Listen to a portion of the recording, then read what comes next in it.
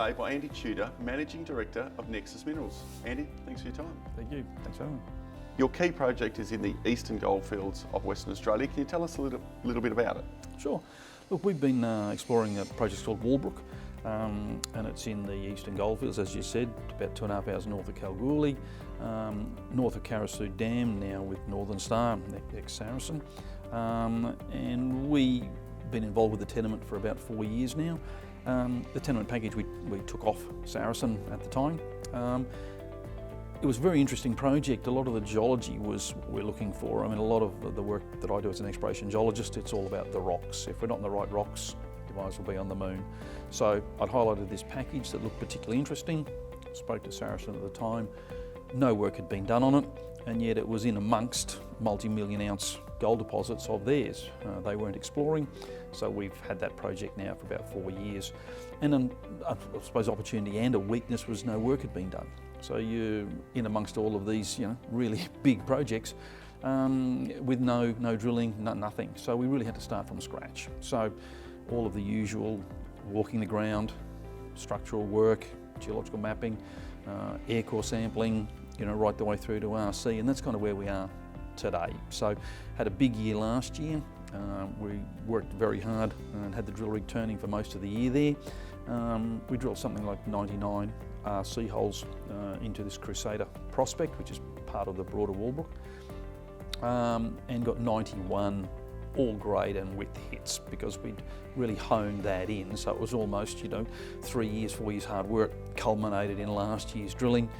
Gave us opportunity. Obviously the share price moved in response to that, which was nice.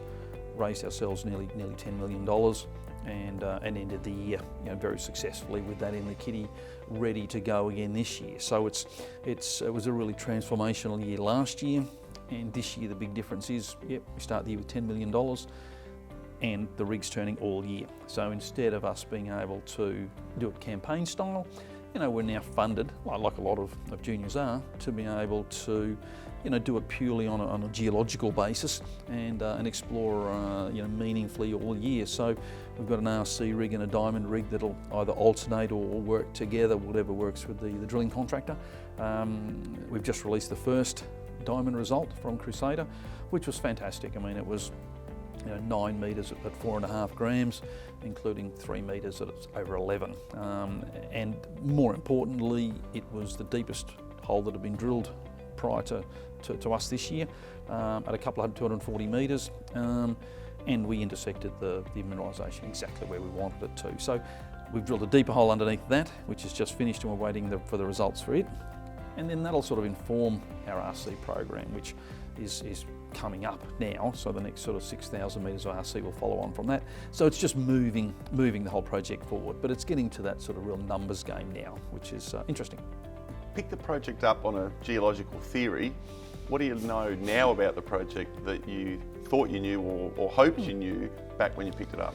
Look, I think at the higher level when we picked it up, it was you're in the right rocks. You've got these high level intrusives, the structures are there, you're in a corridor, and the rock types, that is Carosue Dam, porphyry, and you've got all of this ground in the middle. So it's just taken us this number of years to get it from that high level knowledge of this looks interesting to actually be drilling it and showing, oh gee, this actually is as good as we thought it is, and potentially better. So, it's really great on that side of things. Infrastructure wise, we're on a Saracen, I keep saying Saracen, but it's of course Northern Star these days. But luckily all the people are the same people we've dealt with for many years, so the relationship in the district is comfortable. We access their haul roads, stay in their camps, utilise that, which allows us in the district to put all our money in the ground. So, we don't have the cost of exploration field camps, even safety systems. We access theirs if required, which luckily hasn't been much of date, but it's there. And so it's a great relationship to have them there. And it's a dual advantageous for both parties.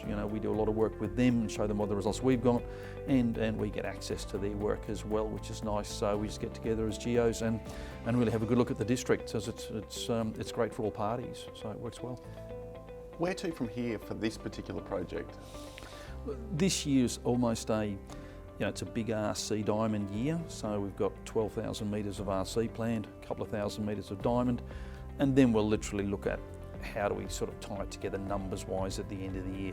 Probably won't be ready to sort of pull a resource together quite yet, depending how much information we get this year. But that's certainly what we're getting to now, is we're starting to go, well, all right, let's start to put some boxes around it. Let's start to have a look at the grade. Does it carry the underground widths and grades we're after? We're looking for anything better than sort of 3 or 4 metres at 5 grams plus, and that's a successful sort of underground. Sort of, I suppose, positively, we've got roughly 1.6k now of strike that needs to get tested, and then you can start adding those numbers up. So that's really the main year at Walbrook. Regionally then, we're going to keep going with regional aeromag interp. We've got a ground mag unit that's going to run most of the year. Other targets will follow up as well, so we haven't stopped the regional work, but we've just got a team designated to the RC and the diamond, and we've got teams designated now to the regional stuff. So nothing's getting left behind. We're well funded, and it's all hands on deck, so it's going to be a big year. You recently expanded the portfolio, picking up a copper porphyry asset in Victoria. What was the rationale behind that, and why this project? Sure. The Nexus board, has always, we've discussed regularly, how and where we are going to explore and for what commodity, and copper's always been something we've kept an eye on. I've got an extensive porphyry copper exploration background through the Asia Pacific, spent many years up there, so it's always a bent, an interest which I really love and you can really get your teeth into. So probably 3 years ago we started again doing high level work. Let's have a look at some big areas, we're after big mineralised systems here. Worked out the areas that we're interested in, started honing that in on the ground and finding out who owned what and what we could have access to, and came across this Bathanga project, which is right in the northeast corner of Victoria. It's part of the Macquarie Arc, the same rocks that come down from Cadia Valley, North Parks, 50 million ounces of gold, 30 million bloody tonnes of copper. I mean, it's if you want to be somewhere, you want to be in those rocks. So had the opportunity to get involved with this tenement, or 2 tenements, and Bathanga then took about 2 years to be granted, which was last December. So hence then we've done an option deal with the owners of it to come in, spend the year doing a fertility test work where we undertake soil sampling, ground mag, work out whether it's showing, at surface. We've got historical workings there, so we know there's a lot of copper and gold discovered at the turn of the century. There was actually a copper smelter there, so there's a lot of copper there, but nobody's actually tried to find out where's it come from, why is it where it is. So that fertility test work will hone in on that, and we'll know at year's end whether then we want to go to a full purchase, or whether we go, well look, it was interesting, but it's not going to give the kind of porphyry that we're looking for. So assuming, we obviously think, and I've walked the ground for a few weeks now, it looks the part, let's get into the fertility test work, bring it on board at the end of the year, and then smash a kilometre deep hole right in the middle of it and go, have we got something or haven't we? So it's, potentially very exciting. Investors always love big prizes. They love the blue sky and they love drilling and activity, and you clearly got all of those 3 boxes ticked. Andy, thanks for your time. Thank you.